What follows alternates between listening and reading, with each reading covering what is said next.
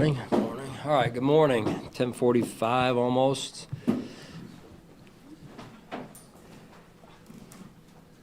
All right. I'll wait. Yeah. Okay, so let me get out my list here. So I'll give you the injury updates.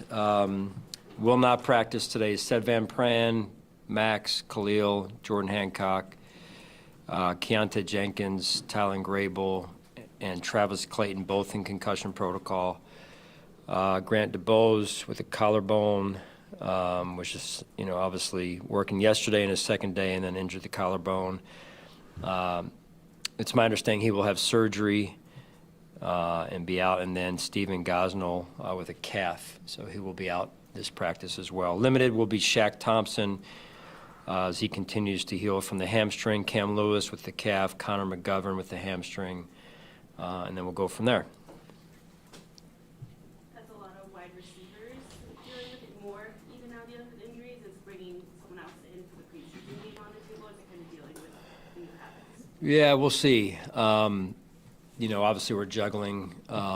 We've had some guys in, and then they've gotten hurt right away. So, and then going into the game, making sure we have enough numbers, to your question, at all positions, wide receiver being one of them, but at all positions so that we can find our way through the game here. Will you be more open to playing guys like Curtis, Elijah, and Tyrell, understanding there's still an evaluation there with roster cuts coming? Yeah, it's hard to say, make a blanket statement yes to everything or no to everything, but I think it's more on an individual basis who we feel like we need to still see, who has not been out there enough, maybe due to injury in this case with Curtis. I would say he looks, good in his 2 days back to this point. So yes, from the standpoint of wanting to see a couple of those guys, and then certainly evaluate special teams pieces as well as it relates to certain positions in particular. So this is more of an evaluation type of game, just as opposed to getting any starters really?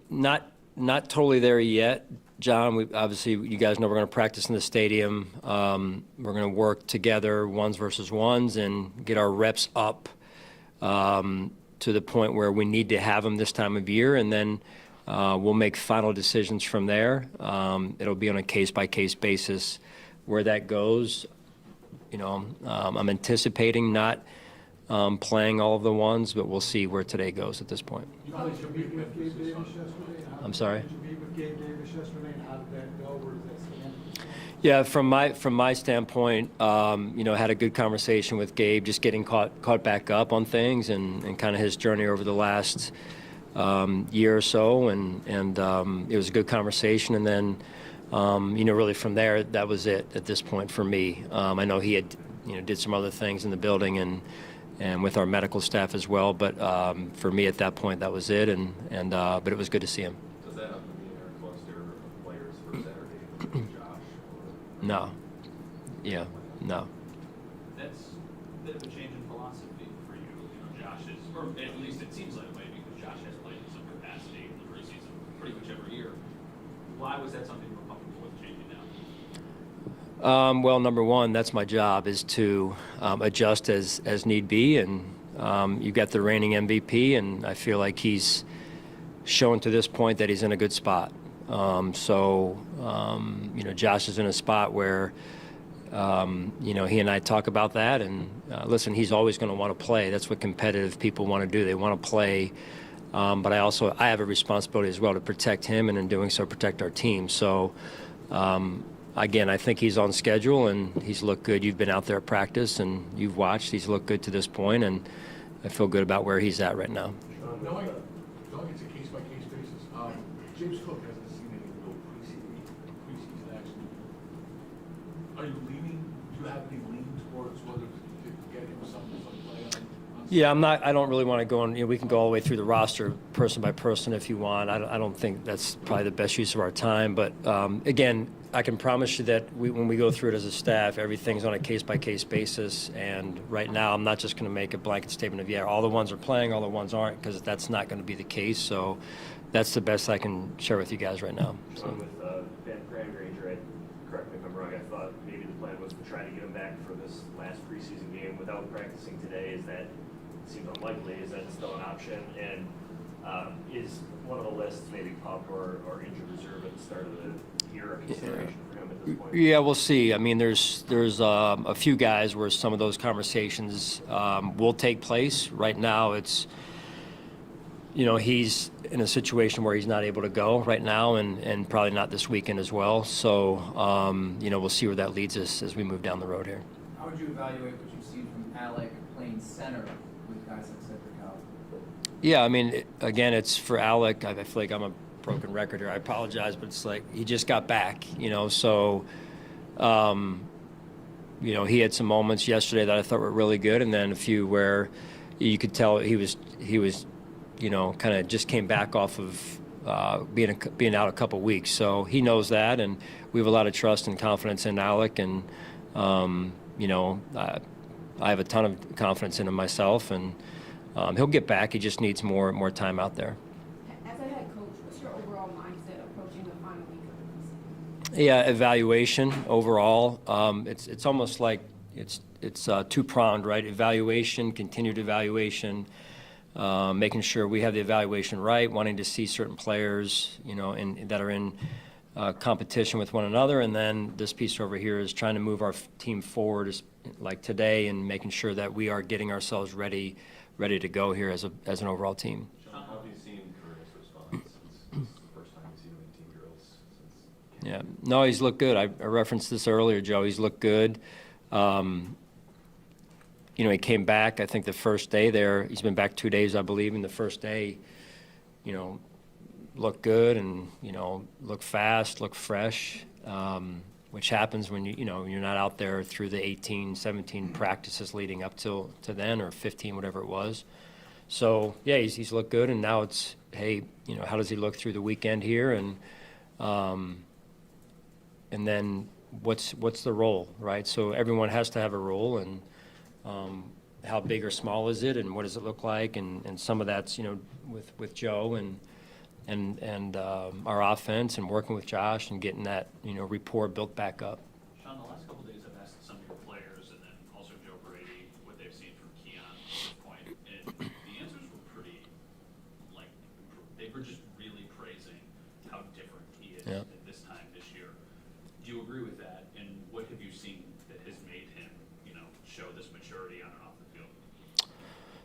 Yeah, I mean, probably a really good question for him in terms of what's been the change. Listen, he has a lot of pride in who he is and what he does and how he does things, and confidence in himself as a competitor and a football player, and those are all good things. But at the end of the day, the work has got to be put in, and he put in work this offseason, right? Honestly, very close to starting with the end of the season last year. So, again, I tip my cap to him, because to say it is one thing, but to do it is another, and that's what separates a lot of people. You've said time and time again that it all starts up front, especially on defense for you. How do you feel like that group has come together, learning to rush together, and starting to build some chemistry, a month into camp? Yeah, we've got some new pieces, and within some new pieces, we've got some young pieces there too, and it's a work in progress. To say that we are right now where we need to be would be a lie. I feel like right now it's to be expected, right? Because when you're trying to onboard new players, onboard young players, get them to develop, it takes time and reps, and then the symmetry of 4 players rushing well together, knowing where each other are going to be in the rush, that takes time as well. So we're getting there. It's work in progress overall. But they're working hard. I like the guys we have, confident in them. There's development pieces there that need to continue to move forward for us because of the youth. What stood out to you about Joey Bosa and what he's brought since camp started? He's been on the field. Yeah, football player. I appreciate Joey's focus. I appreciate how much he loves the game, and that he likes being here, and he's really easy to coach. It's not he's got very little ego at all, if any, and that makes the coach-player relationship really flow well. And also, like, he's kind of a fun guy to be around from a sense of humor standpoint, so that makes it fun. You made a point on Tuesday in saying you're still looking for that person to play opposite T-Rack. How big is of a game this Saturday for a guy like Bishop? Yeah, I mean, I think let's just be fully honest here. It's big for every player that is trying to make this team or make an impression on film, right? And I don't take that lightly at all. It's an important game for a lot of these guys, and I respect that. I honor that, and I want the best for all of these guys. I really do. I've told them this before. If you're in these seats, you've got the skills to get it done. So I'm looking forward to this weekend, watching them, watching Cole. Cole will play this weekend a little bit as well. So we'll go from there. But again, I've said before, fully confident in Cole. It's the reps that he needs to create these calluses that you get when you're young and trying to grow in a position, and but being out there is how you get that experience. Sean, you don't have to give a specific example. That you can, that's fine. Can you remember a time where maybe a guy actually won a job because of maybe the last preseason game? It comes down to a few guys. You have this whole month-plus evaluation, but you know what? He's making the team is what I saw in film this game. Yeah, and I think that's Sal's kind of the cool part about the preseason, or even if you go back all the way to spring.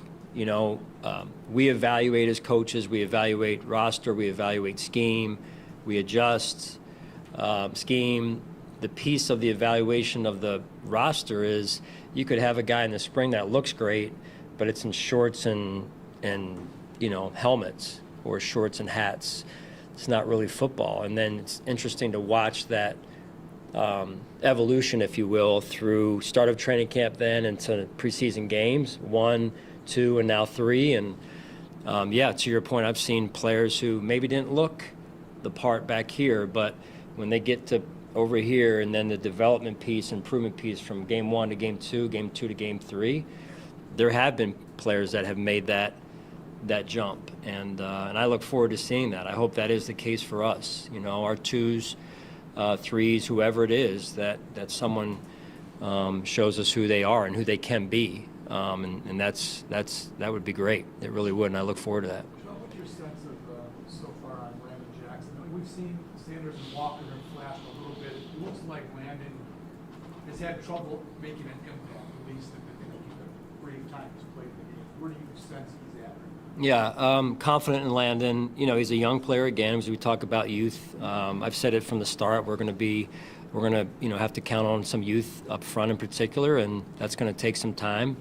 Again, I remain patient. I think when you play defensive end, there's more mental that goes with defensive end, the defensive end position, than D tackle, right? So that also carries a weight with it in terms of it takes you a little bit more time to get back to playing fast. And I think that's probably, him balancing some things right now. And I thought one of his best practices was yesterday, especially the back half of yesterday, and I'm encouraged by that. And he's very passionate about football, and doing well is important to him. And I think he's got the right wiring.